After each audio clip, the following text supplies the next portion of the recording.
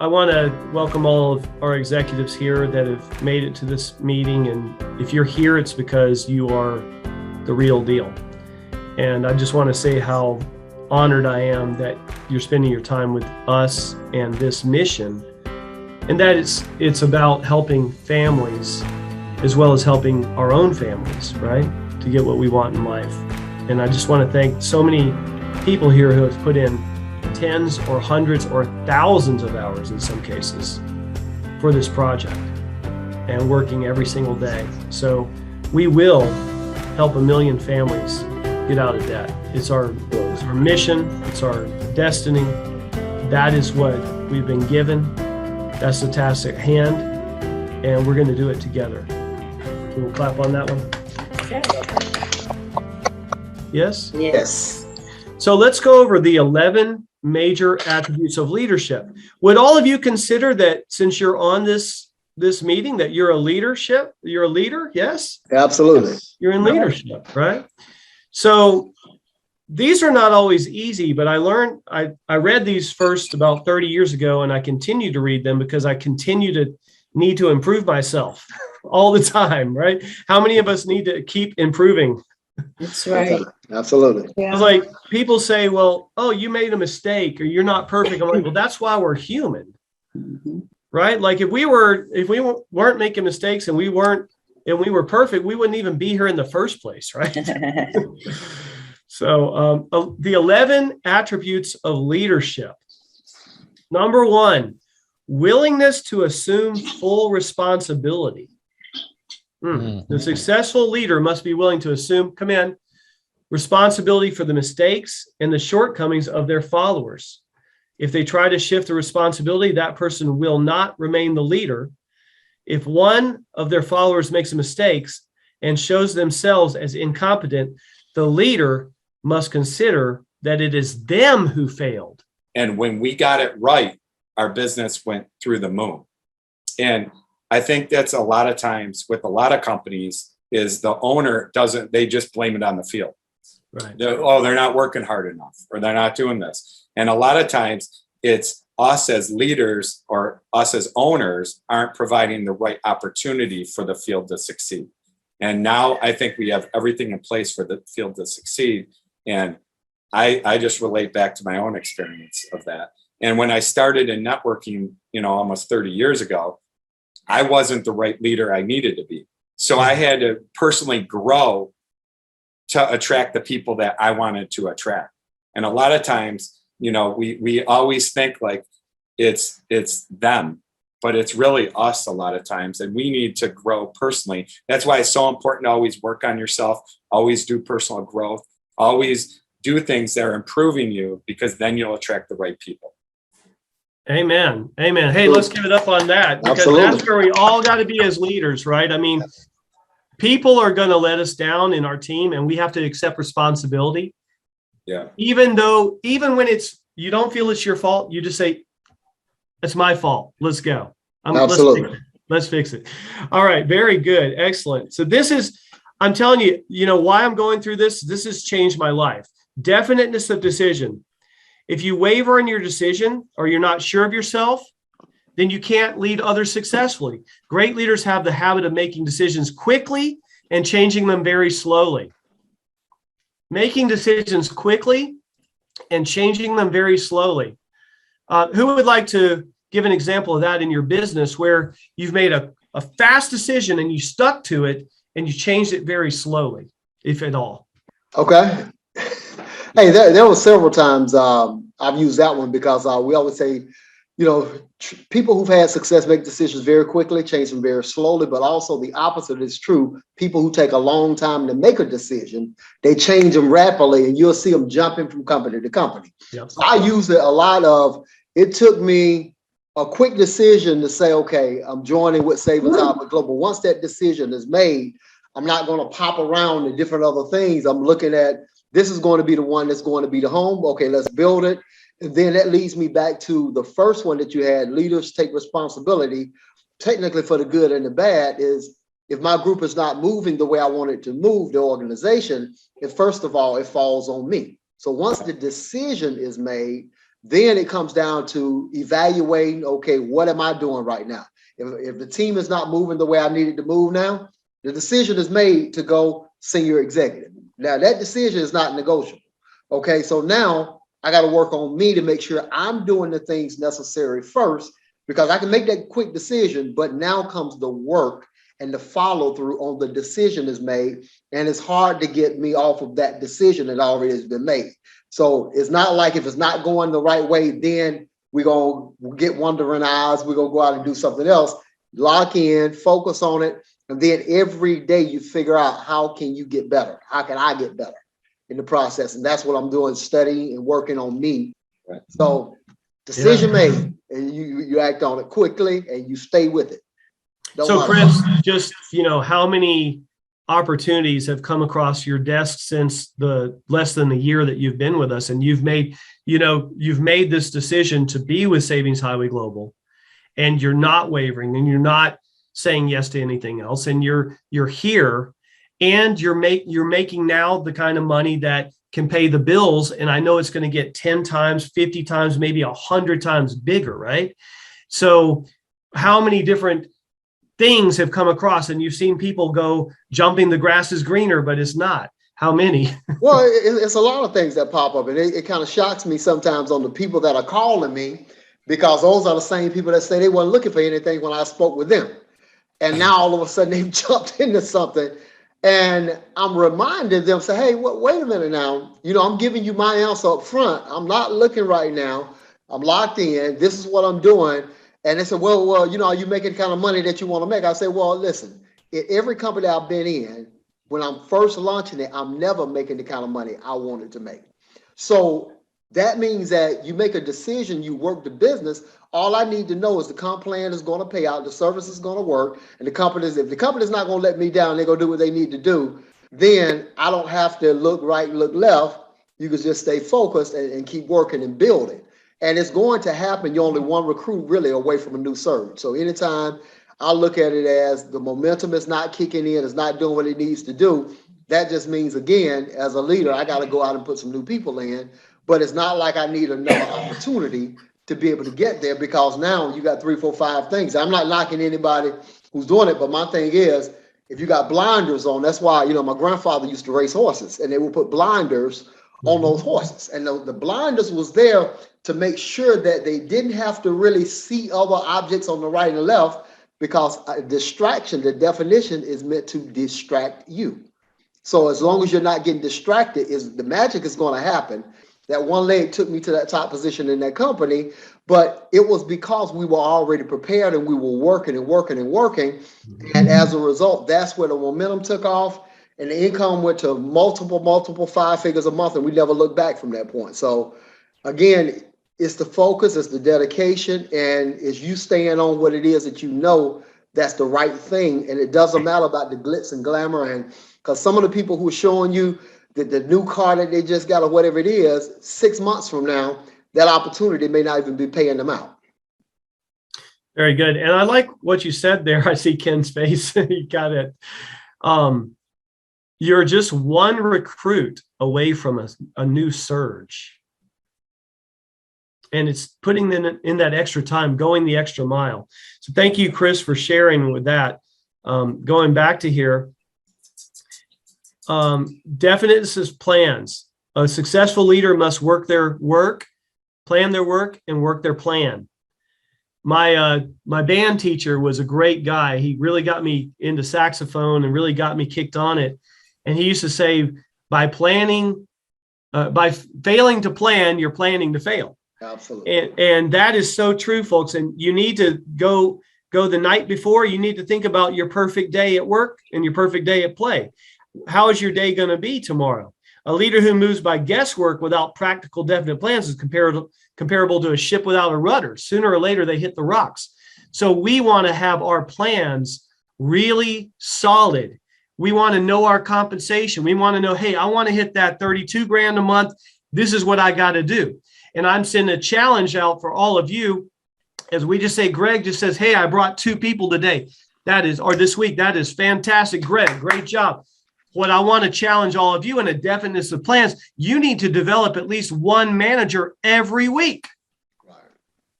Develop one person every week, and you watch how rich you will be in a year. It's great. Bring somebody in, but develop a manager, somebody with 3 every single week. How many of y'all can get behind that and say, yes, I can do that? Let me hear. Yes, I can do that. Yes, I can do that. Unwavering courage. Yes, baby. indeed, I can do that. Unwavering courage. Look at that. Oh, yeah. Based on the knowledge of yourself and one's occupation, no follower wishes to be led by a leader who lacks self-confidence and courage. That's true. Truth. Look at my face. Do I have confidence and courage? Yes. Yes, you do. Absolutely. I practice with these sticks. Y'all might think it's funny. I practiced with these sticks for about 25 years. I got my confidence and my courage. All right. But what else did I do? I read the 11 principles of leadership that we're going over tonight. I read the 17 principles of success. I listened to How to Win Friends and Influence People. How many of you have listened to How to Win Friends and Influence People? Absolutely. By Dale Carnegie. Yes, sir. How many of you have listened to it in the last year? Yes, I have. There you go. You know, we have some people in the company, great leaders, very abrasive. I said, you know what? You need to listen to How to Win Friends and Influence People. Because right now, I want to do that. I love you. Keep making us money. But you got to know how to deal with people. Right. A sincere compliment, right? Ken, I love that background in that shirt, buddy. You look great. David, David, thank you so much for helping. Man, I just met you for the first time in Atlanta. You spent the whole time, while you should have been just relaxing and enjoying, you spent the whole time volunteering to help us with the video technology issues we had. Thank you so much, David. Yes, Greg Ray. Yes, Absolutely. Greg Ray, it's so nice to have you on this call, man. I've communicated with you for 3 or 4 years, and you are here. Derek Taylor, my new buddy. Man, I commend you on what you're doing and the work you're putting in.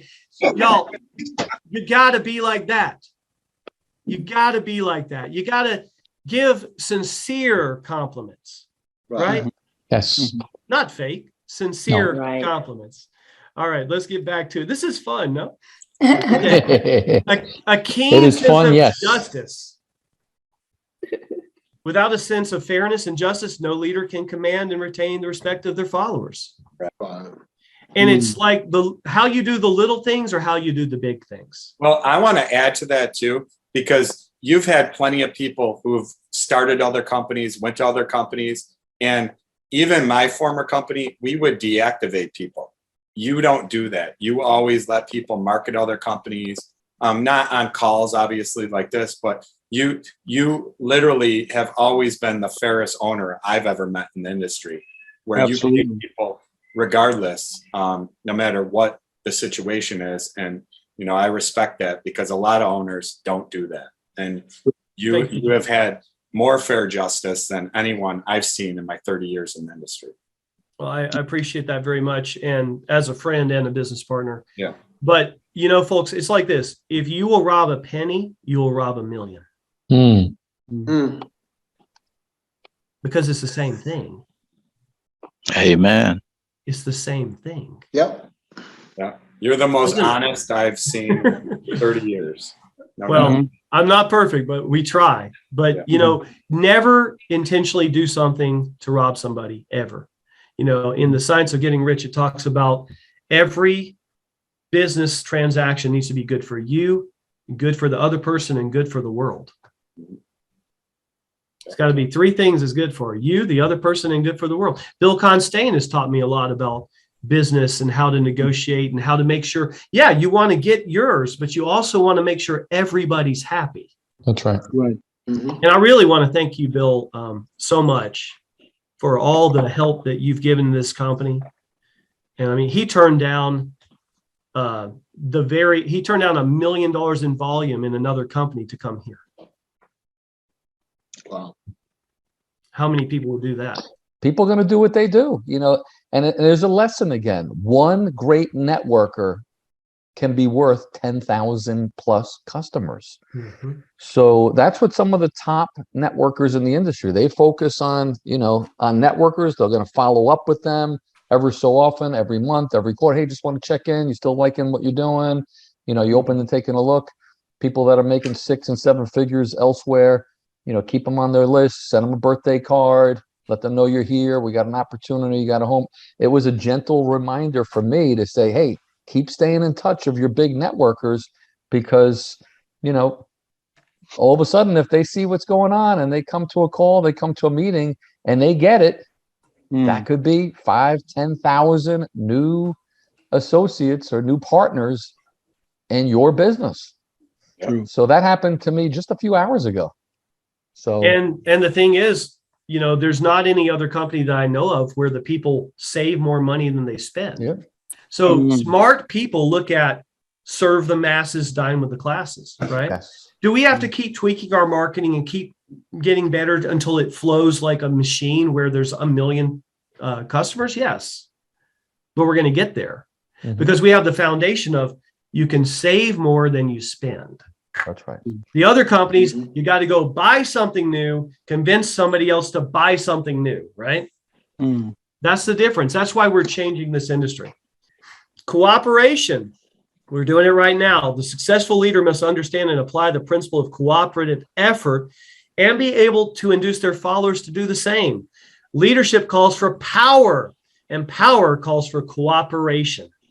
And I want to thank you all for being here. This is one of the reasons the mastermind group, we're here together to cooperate in this mission to help people. Self-control. The person who cannot control themselves can never control others. Self-control sets a mighty example for one's followers. This is the big one that I share with my kids all the time.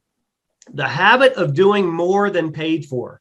How many times do the kids, they just want to do the bare minimum to get by, right? One of the penalties of leadership is the necessity of willingness upon the part of the leader to do more than they require of their followers. Now, I'm going to change that. I look at that as a blessing. One of the blessings of leadership is the necessity of willingness upon the part of the leader to do more than they require of their followers. Now, let's talk about that one. Who wants to weigh in here? Think about this. It's like my martial arts teacher told me. He says, you cannot ask your students to do anything that you can't do double. No, Pastor Isaiah, let's go to you on this one. But just real quick, I just want to piggyback on something that was said just a second ago by Bill. And that played out today with Sister Faith and me. And that is, you don't know who that one person may be. So you have to become like the bulldog. The bulldog nose is tilted back so you can breathe while he's still holding on to you. So when you take a look at all of that, I look at the principle of a child. When you look at our children, how many of y'all remember telling your child they couldn't get a cookie? And what did that child, what was the next thing out of that child's mouth? Can I have a cookie? Exactly. Yeah, or why? Why? Look here, you got to become like a child, man. A child is tenacious. They don't care nothing about what you say. They want that cookie. Yeah. Right. And they're not going to stop until they wear you down to get it.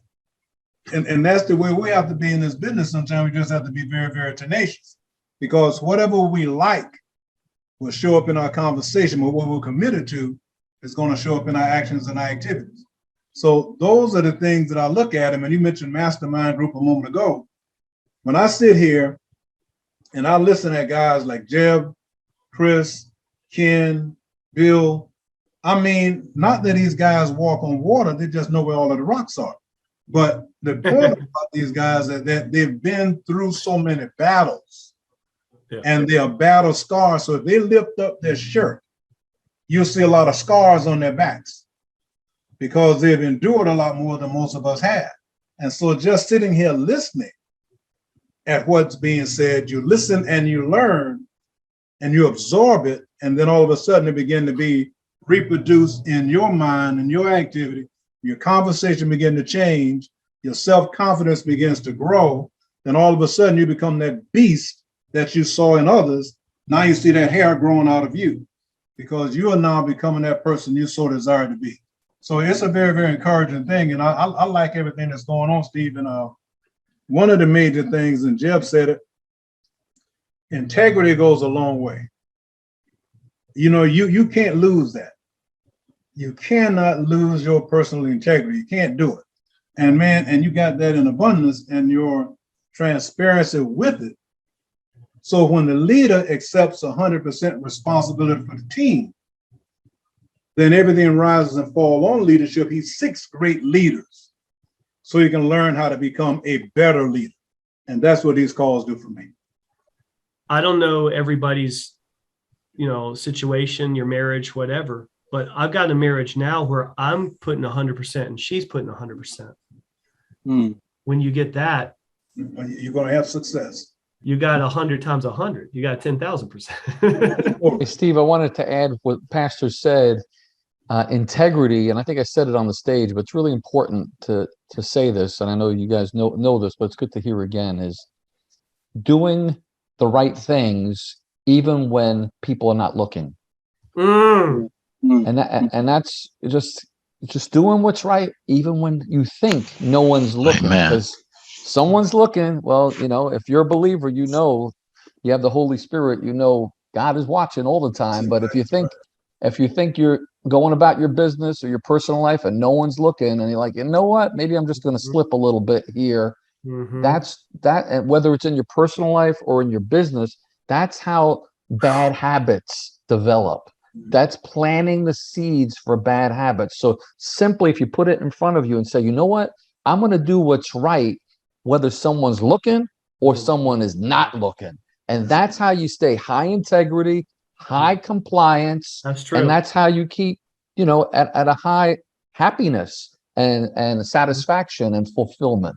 Because you feel proud of yourself. Feel proud of yourself. My mom used to tell me, God rest her soul, she used to tell me, the truth will set you free and your lies will find you out. Yes.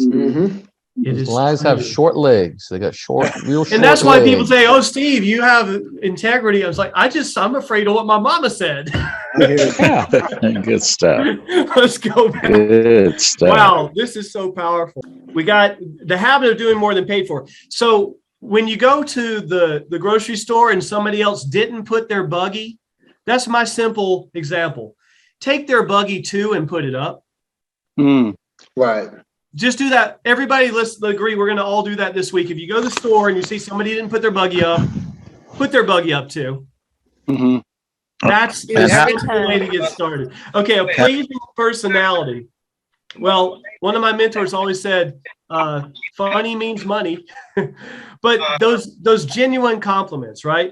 No slovenly, careless, or unpleasant person can be successful leadership. Leadership calls for respect. You got to have a nice personality. Smile at people. We're going to practice smiling in a minute. Sympathy and understanding. The successful leader must be in sympathy with their followers. I teach this all the time. Feel, felt, found. I know exactly how you feel.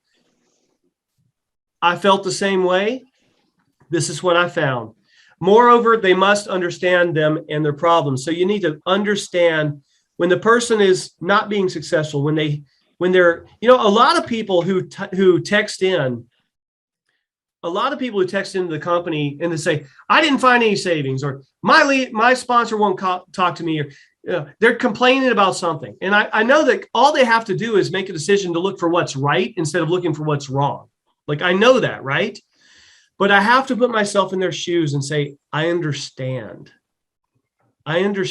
what you're talking about, and ask them some questions. And you know what will happen is eventually they'll come around and say, oh, well, thank you so much for helping me. I get it now, and they feel so much better. But you could have just said like, oh, no, you're right. You're wrong. I'm right.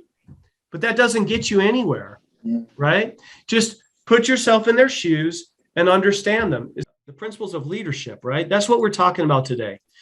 All of you are leaders. Mastery of detail. Successful leadership calls for mastery of details of the leader's position. The 11 major attributes of leadership: assume full responsibility for the people in your team. When they mess up, assume responsibility, take over and help them out.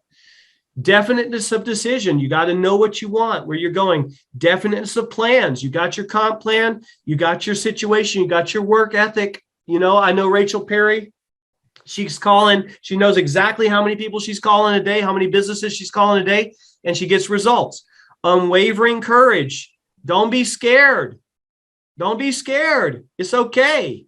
You only live once. Live bold. Keen sense of justice. Always, always be fair. Always be honest. Cooperation. You got to have people on your team working together. Self-control. Don't go out and get super drunk. Don't do drugs. Don't eat too much. Just control yourself, but control your anger. This one I had to work on. Control my anger. How many things do we have to work on our control in our lives? Do more than you're paid for.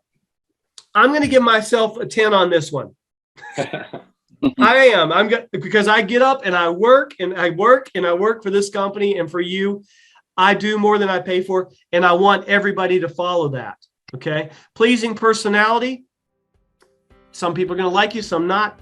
Just do your best, sincere compliments, and be a pleasant, smiling person. Sympathy and understanding. Understand other people's problems, their fears.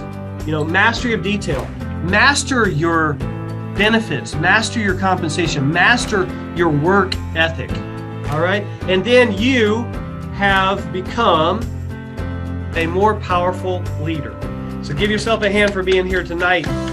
And I want you to say, I am a leader. I am a leader. I am a leader. I am a leader.